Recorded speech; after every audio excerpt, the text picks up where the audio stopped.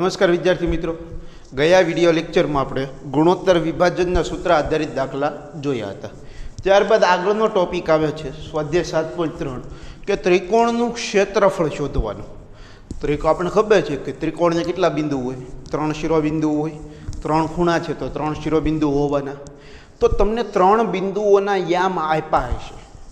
એ યામોની મદદથી આપણે ત્રિકોણનું ક્ષેત્રફળ શોધવાનું છે, જે ખૂબ જ સહેલું છે. ફક્ત તમારે સૂત્ર યાદ રાખવાનું રહેશે. ગણિતમાં સૂત્ર યાદ રાખો એટલે બધું જ સહેલું.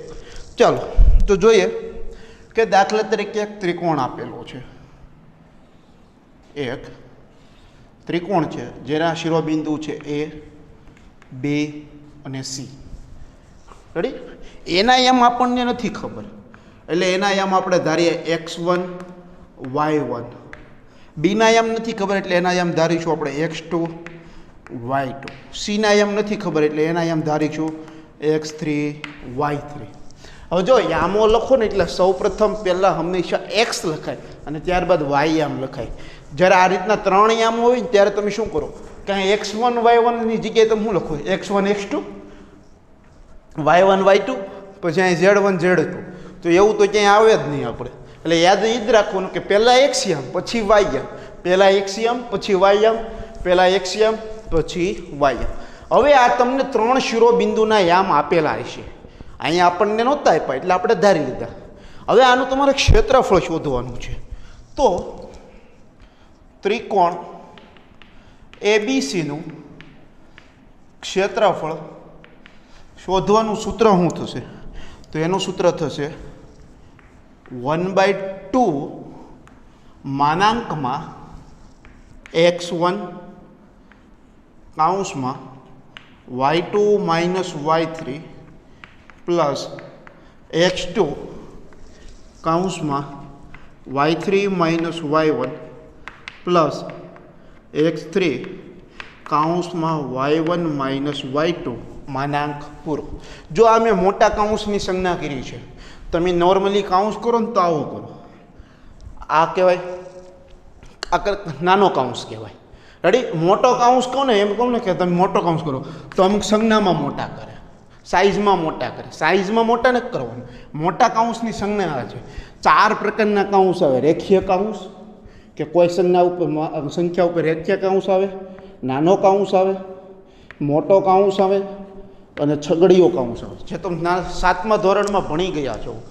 એટલે સાઇઝમાં મોટા કાઉન્સ નહીં કરવાના. મોટો કાઉન્સ કહો એટલે એની સંજ્ઞા તમને ખબર હોવી જોઈએ. તો એનું સૂત્ર શું છે? 1/2 માનાંકમાં x1 કાઉન્સમાં y2 minus y3 plus x2 કાઉન્સમાં y3 minus y1 plus x3 કાઉન્સમાં y1 minus y2. હવે આ જે બંને બાજુ મેં આ લીટા કર્યા ને, આના વંચાય માનાંક. આ સંજ્ઞા કેની છે? માનાંકની છે. કેની સંજ્ઞા છે? માનાંક. માનાંકનો અર્થ શું થાય કે માનાંકમાં જે પણ કિંમત લખેલી હોય, રેડી, જે પણ ઋણ કિંમત હોય ને, ઋણ કિંમત એને કેવી કરી નાખી? ધન. માનાંક છોડો એટલે એ કેવી થઈ જાય? ધન. અને ધન કિંમત હોય તો એનું શું કરે? ધન જ થાય, એનું ઋણ કરે નહીં. સામાન્ય ભાષામાં વિચારો કે ક્યારેય કોઈનું ક્ષેત્રફળ ઋણ આવે? ક્યારેય કોઈનું ક્ષેત્રફળ ઋણ આવે? કે તમારે ભાઈ મકાન બનાવવું છે, ભાઈ એટલા ક્ષેત્રફળ વાળું, તો એ ક્ષેત્રફળ ઋણ આવે તો તમે એમ જમીનની અંદર મકાન બનાવવાના નહીં. તો કોઈનું પણ ક્ષેત્રફળ ઋણ આવે નહીં. એ ઋણ ક્ષેત્રફળને દૂર કરવા માટે આ માનાંકનો ઉપયોગ કરવામાં આવે છે. માનાંકનો અર્થ શું થશે? માનાંકમાં જે પણ ઋણ કિંમત હોય એ તમે માનાંક છોડો એટલે કેવી થઈ જાય? ધન. દાખલા તરીકે ચાલો માનાંકમાં -3 આવ્યા તો આ માનાંક દૂર કરો એટલે કેવા થઈ જાય? +3. માનાંકમાં -5 આવ્યા, માનાંક દૂર કરો એટલે કેવા થઈ જાય? +5. રેડી? હવે માનાંકમાં +7 છે, માનાંક દૂર કરો તો પણ કેટલા રહે? 7 જ રહે. એના માઇનસ થશે નહીં. મગજમાં એક વસ્તુ બેસાડી દેવાય કે કોઈ ક્ષેત્રફળ ક્યારે ઋણ આવે નહીં. ક્ષેત્રફળ ઋણ આવે ન આવે ને એટલા માટે માનાંકનો ઉપયોગ કરવામાં આવે છે. જો હું ફક્ત કિંમતની વાત કરું છું, પદની વાત નથી કરતો. કે દાખલા તરીકે ચાલો દાખલા ગણશું ને એકાદો પદ આવું આવે k-3, તો માનાંક છોડો એટલે એવું ન થઈ જાય k+3. એ શક્ય નથી. આ આખું પદ થઈ ગયું. જ્યારે આ શું હતી? બધી કિંમતો હતી. આ બધી શું હતી? કિંમતો હતી. કિંમતો ઋણ હોય એ ધન થાય. હવે કોઈ એવું નથી કરવાનું કે ભાઈ સર કાંઈ 3 તો માઇનસ હતા એના તમે પ્લસ કર્યા, આ કિંમત જ કહેવાય. કિંમત ન કહેવાય, આ આખું પદ કહેવાય. શું કહેવાય? આખું પદ કહેવાય. ઓકે, તો હું યાદ રાખું, આનું જ્યારે પ્રોસેસ આવશે ત્યારે હું તમને કહીશ. ચલો અત્યારે કહી દઈએ કે દાખલા તરીકે તમે સાદુરૂપ આપો, તમને ક્ષેત્રફળ આપી દીધેલું છે કે -3 બરાબર 10. હવે માનાંકમાં આખું આ પદ છે, તો એને માનાંક છોડી એટલે એવું કંઈ પ્લસ તો થશે નહીં. તો આનું શું કરવાનું કે જ્યારે પણ માનાંક છોડો ત્યારે તેની બાજુની જે કિંમત હોય એ એક વખત પ્લસ લખાય અને એક વખત કેવી લખાય? માઇનસ. એટલે કે k-3 બરાબર 10, આ પ્લસ કિંમત લખી, અને k-3 બરાબર કેટલા થશે? -10. યાદ રાખવાનું કે જ્યારે પણ માનાંકમાં કોઈ પદ આપ્યું હોય એને તમે માનાંક એનો દૂર કરો એટલે એની બાજુની જે કિંમત છે એ 2 વખત લખાય, એક વખત પ્લસ અને એક વખત માઇનસ. જો અત્યારે આગળ દાખલા ગણીશું એટલે તમને વધારે અંદાજો આવશે. અત્યારે એવું યાદ રાખવાનું છે કે માનાંકમાં જે પણ ઋણ કિંમત હોય એ ઋણ કિંમતની શું કરે? ધન કરે. કેવી કરે? ધન. અને ક્ષેત્રફળ હંમેશા તમારે ત્રિકોણ અને ચતુષ્કોણનું શોધવાનું આવશે, રેખાનું આવે નહીં. તો હવે જો ત્રિકોણ મારે દોરવો છે તો ત્રિકોણની વ્યાખ્યા શું થાય? ત્રિકોણ દોરવા માટે કેટલા બિંદુ જોવે? પહેલાં તો 3 બિંદુ જોવે. કેટલા બિંદુ જોવે? 3 બિંદુ જોવે. હવે હું તમને એમ કહું કે જો ત્રણેય બિંદુઓ અસમરેખ હોય, અસમરેખ એટલે કે એક જ રેખા પર એક જ દિશામાં ન આવેલા હોય તો એને કેવા કહેવાય? અસમરેખ. હવે દાખલા તરીકે 3 બિંદુ અહીંયા ચાલો મેં લઈ લીધા, આ 3 બિંદુ મેં લઈ લીધા. તો આની મદદથી મારે ત્રિકોણ દોરવો છે, તમે દોરી શકો? હા સર, સરળતાથી દોરી શકવી. આ 3 શિરોબિંદુનું વારાફરતી આ રીતના જોડી દો તો ત્રિકોણ દોરી શકાય. ચાલો અહીંયા રીતે કોઈ મેં 3 શિરોબિંદુ લીધા તો પણ તમે ત્રિકોણ દોરી શકો. તો આમાં તમે જોઈ શકો છો કે 3 શિરોબિંદુ સમરેખ નથી, 3 બિંદુઓ કેવા છે? અસમરેખ છે. કેવા છે? અસમરેખ. તો આપણે ત્રિકોણ દોરી શકીએ. પણ શું 3 બિંદુ સમરેખ હોય? સમરેખ એટલે કે એક જ રેખા ઉપર આવેલા હોય આ રીતના, તો તમે ત્રિકોણ દોરી શકો? ત્રિકોણ દોરે આ રીતનું થાય, આમ આમ કંઈ એમ તો હાલે નહીં. ત્રિકોણ તો તમે દોરી શકો નહીં. તો તમે ત્રિકોણ જ નથી દોરી શકવાના તો એ ત્રિકોણનું તમને ક્ષેત્રફળ મળવાનું છે? તો એ તમને ત્રિકોણનું એનું ક્ષેત્રફળ તમને મળવાનું છે? તો કે નહીં. તો ત્રિકોણનું ક્ષેત્રફળ ન મળવાનું હોય તો હંમેશા કેટલું હોય? 0 જ લેવું પડે. આપણે કેવું લેવું પડે? 0 જ લેવું પડે. તો સમરેખ બિંદુઓથી ક્યારેય ત્રિકોણ રચાતો નથી. અને જો તમને રકમમાં સમરેખ બિંદુઓ ઉલ્લેખ કર્યા હોય તો એનો અર્થ એવો સમજવાનો કે સમરેખ બિંદુની મદદથી ત્રિકોણ તો રચાય જ નહીં, તો એનું ક્ષેત્રફળ પણ કેવું હોય છે? 0 હોય છે. કેવું હોય છે? 0 હોય છે. જો એ નોંધમાં લખું છું કે સમરેખ બિંદુઓ હોય ત્યારે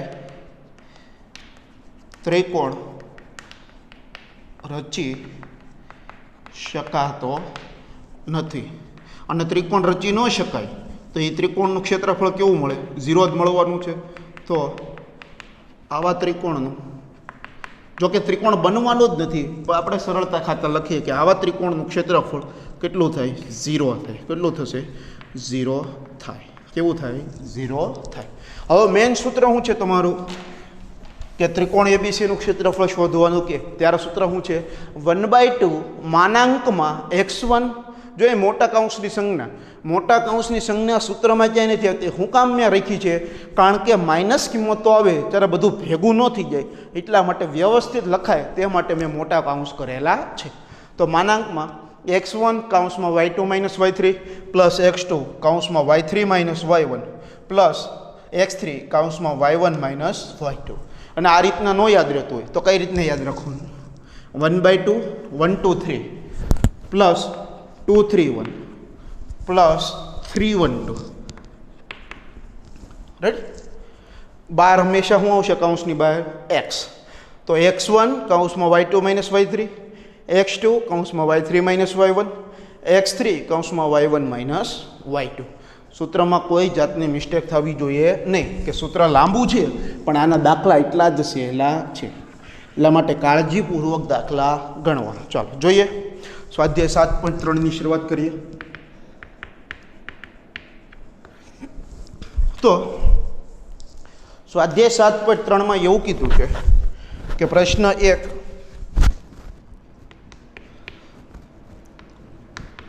જેના શિરોબિંદુઓ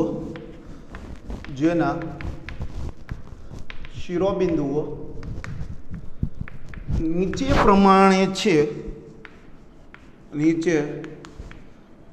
છે તેવા ત્રિકોણનું ક્ષેત્રફળ શોધો.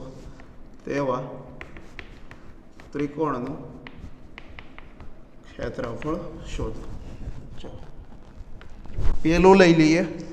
શિરોબિંદુ આપેલા છે 2, 3, પછી આપ્યા છે -1, 0, પછી આપેલા છે 2, -4. તો આ ત્રિકોણનું આપણે ક્ષેત્રફળ શોધવાનું છે. ચાલો, શિરોબિંદુના અહીંયા આપી દીધા છે. આ શિરોબિંદુની મદદથી જે ત્રિકોણ રચાય એનું આપણે શું ગોતવાનું છે? ક્ષેત્રફળ. તો કયા બિંદુ છે એ નથી ખબર, આમ ખબર છે, બિંદુના નામ નથી ખબર. તો આપણે એને વારાફરતી ABC કહી દઈએ. ચાલો, તો જોઈએ. આને હું બિંદુ A કહી દઉં, જેના આમ શું થશે? 2, 3. આને હું બિંદુ B કહી દઉં, જેના આમ શું થશે?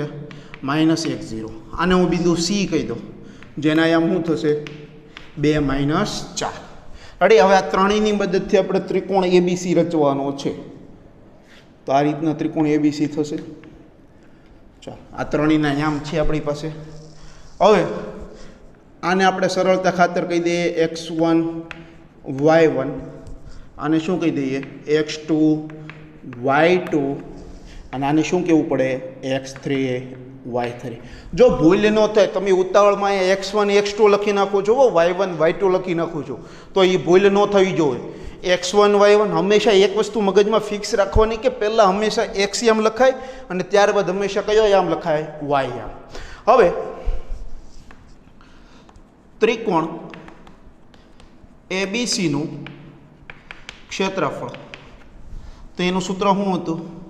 1/2 માનાંકમાં 1 2 3 + 2 3 1 + 3 1 2, મતલબ x1 મોટા કૌંસમાં y2 - y3 પ્લસ x2 કૌંસમાં y3 - y1 પ્લસ x3 કૌંસમાં y1 - y2.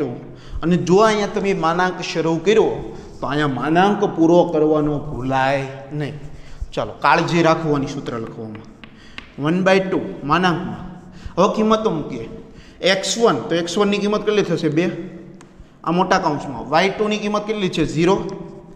હવે જો આ જે માઇનસ આવે છે એ સૂત્રના માઇનસ છે. y3 ની કિંમત કેટલી છે? -4. ઋણ કિંમત છે એટલે એના નાના કૌંસમાં લખીશું. જો નાના કૌંસની સંજ્ઞા હમણાં તમને મેં આગળ કીધી હતી, -4 મોટો કૌંસ પૂરો, પ્લસ x2 ની કિંમત કેટલી છે? -1, તો એને આપણે નાના કૌંસમાં લખીશું -1 મોટા કૌંસમાં. y3 ની કિંમત કેટલી છે? -4, આ સૂત્રના માઇનસ. y1 ની કિંમત કેટલી છે? 3, પ્લસ x3 ની કિંમત કેટલી છે? 2, y1 ની કિંમત કેટલી છે? 3, સૂત્રના માઇનસ. y2 ની કિંમત 0, માનાંક પૂરો. ચાલો, સાદુરૂપ પદ આપવાનું છે. આ 1/2 એમ, આ 2, અહીંયા 0 એમને, આ માઇનસ શું થઈ જાય? +4. ચાલો, હવે જો પેલા નિશાનીનું સદરૂપ આપવાનું. આ પ્લસ છે, અહીંયા માઇનસ છે, તો પ્લસ માઇનસ શું થઈ જાય? માઇનસ થઈ જાય. પછી કેટલા છે? 1. પછી કેટલા છે? 1. ચાલો, હવે અહીંયા સાદરૂપ કઈ રીતે આપો? તો આ માઇનસ, માઇનસ પ્લસ 4 ને 3 7, મોટા પદની નિશાની, તો -7 પ્લસ 2, 3માંથી 0 જાય તો કેટલા આવશે? 3, માનાંક પૂરો. ચલો, 1/2, 0 + 4, 4 × 2 = 8. હવે અહીં જુઓ, માઇનસ પ્લસ 7 × 1 = 7 પ્લસ 3 × 2 = 6, સોરી, માનાંક પૂરો. 8 ને 7 15, 15 ને 6 21, માનાંકમાં 1 હવે આ કંઈ ઋણ કિંમત તો છે નહીં, ધન છે, માનાંક છોડીશું તો પણ કેવી રહેશે? ધન કિંમત ધન જ રહેશે. તો ત્રિકોણ એબીસીનું ક્ષેત્રફળ કેટલું આવશે? 21/2 એકમ ચોરસ એકમ. કેટલું આવશે? 21/2 ચોરસ એકમ. અને આગળ તમારે લખવું હોય તો તમે લખી શકો 10.5 ચોરસ એકમ. ખાસ સૂત્ર છે ને સાદુરૂપ મેન છે, સાદુરૂપ આપવામાં ભૂલ થાય નહીં. જો તમે ઉપરથી કિંમત લખવામાં પણ ભૂલ કરી તો પણ તમારો જવાબ કેવો આવશે? ખોટો આવશે. જવાબ તમારે આવશે પણ કેવો આવશે? ખોટો. ત્યારબાદ બીજો દાખલો આનો જ તે કે 3 શિરોબિંદુ આમાં પણ આપેલા છે -5 -1, પછી આપ્યા છે 3 5 -5 સોરી, અને પછી આપ્યા છે 5 2. કેટલા આપ્યા છે? 5 2. કયા કયા છે? -5 -1, 3 -5 અને 5 2. હવે આ પણ શિરોબિંદુની મદદથી જે ત્રિકોણ બને એ ત્રિકોણ તમારે શું ગોતવાનું છે? ક્ષેત્રફળ શોધવાનું છે. તો ચાલો પહેલાં તો આને યામ છે પણ બિંદુના નથી ખબર, તો બિંદુ કહી દઈએ. એકને A -5 -1, એકને B 3 -5, એકને C 5 2. ઓકે ચાલો હવે આની મદદથી એક ત્રિકોણ દોરી દઈએ નાનું એવું સરળતા ખાતર. એમાં આમ ન દર્શાવો તો પણ ચાલશે. આ A, આ B અને આ C. હવે આ ત્રિકોણ એબીસીનું તમારે ક્ષેત્રફળ શોધવાનું છે. તો અહીં લખીએ ત્રિકોણ એબીસીનું ક્ષેત્રફળ બરાબર 1/2. જો સૂત્ર ભૂલાય નહીં, શરૂઆત માનાંકથી થશે. x1 કૌંસમાં y2 - y3 પ્લસ x2 કૌંસમાં y3 - y1 પ્લસ x3 કૌંસમાં y1 - y2. અને સૂત્ર લખવામાં બીજું પણ તમે શરૂઆત અહીંયા મોટા કૌંસથી કરી, પછી ઉતાળોમાં નાનો કૌંસ ન કરતા. ખોટું ન પડે પણ વ્યવસ્થિત ન લાગે, તમને જ પછી કિંમત ઉકવામાં તકલીફ પડશે. એટલે વ્યવસ્થિત સૂત્ર લખવાનું, કારણ કે બોર્ડમાં નકર આવા જ દાખલો ન પૂછે. એક દાખલો પૂછે એ પણ વ્યવસ્થિત તમારે ગણવાનું. ચાલો હવે x1 y1 x2 y2 x3 y3 કોણ છે એ ખબર કેમ પડશે? તો કહી દઈએ આપણે આને. આ x1 આ y1, આ x2 આ y2, આ x3 આ y3. રેડી? ભૂલ થાય નહીં. x1 x2 એમ આવવું જોઈએ નહીં. ચલો 1/2 માનાંકમાં x1 જો ઋણ છે એટલે એને નાના કૌંસમાં લખીશું -5. y2 ની કિંમત જો ઋણ છે -5. આ સૂત્રના માઇનસ y3 ની કિંમત કેટલી છે? 2 પ્લસ x2 ની કિંમત કેટલી છે? 3. y3 ની કિંમત કેટલી છે? 2. આ સૂત્રના માઇનસ y1 ની કિંમત કેટલી છે? -1. જો માઇનસ છે એટલે એને નાના કૌંસમાં લખીશું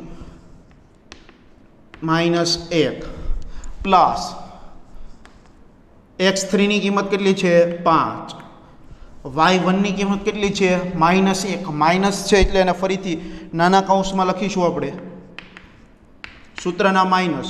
y2 ની કિંમત કેટલી છે? -5. એ પણ ઋણ છે એટલે એને ફરીથી પણ નાના કૌંસમાં લખીશું. અને અહીં જો ભૂલાઈ ન જાય માનાંક પૂરો. ત્યારબાદ 1/2 -5 એમને. ચાલો અહીંયા બે જ નિશાની છે, માઇનસ માઇનસ પ્લસ. 5 ને 2 7, મોટા પદની નિશાની. તો -7 પ્લસ 3. અહીં માઇનસ માઇનસ પ્લસ, તો 2 પ્લસ 1 પ્લસ 5. હવે જો પહેલાં -1 એમને મત આવશે. અહીંયા પાછળ નિશાની ફરે ત્યારે આગળ નિશાની ફરશે નહીં. તો માઇનસ માઇનસ શું થઈ જાય? પ્લસ. અને માનાંક પૂરો. ચાલો 1/2 અહીંયા માઇનસ માઇનસ પ્લસ 7 5 35 પ્લસ 2 ને 1 3 3 તેરી 9 પ્લસ 5. અહીંયા માઇનસ પ્લસ માઇનસ 5માંથી 1 જાય તો 4 મોટા પદની નિશાની એટલે કેવા આવશે +4 આવશે ચલો 1/2 35 પ્લસ 9 પ્લસ 5 ચોકું કેટલા થશે 20 ચાલો ત્રણેયનો સરવાળો કરો તો કેટલો થશે 35 ને 20 55 55 ને 9 64 ચાલો ધન જ કિંમત છે માનાંક છોડશો તો કાંઈ ફરક પડશે નહીં તો 64 ના અડધા કેટલા થશે 32 તો આમ ત્રિકોણ એબીસીનું ક્ષેત્રફળ કેટલું આવશે 32 ચોરસ એકમ કેટલું આવશે 32 ચોરસ એકમ રેડી તમારી પ્રેક્ટિસ માટે હું તમને 3-4 દાખલા અહીંયા હોમવર્કમાં આપું છું જે તમારે ગણવાના રહેશે જેથી તમારે શું થાય દાખલાની પ્રેક્ટિસ વધારે થાય જે તમને આગળ પણ કામ આવશે સૂચના તમારી એની જ રહેશે જે આપણે પ્રશ્ન 1ની સૂચના હતી ને આ એક્સ્ટ્રા હોમવર્ક માટે કે આ જ રીતે તમારે દાખલા ગણવાના પહેલાં આયામ હશે 4 5 7 6 4 3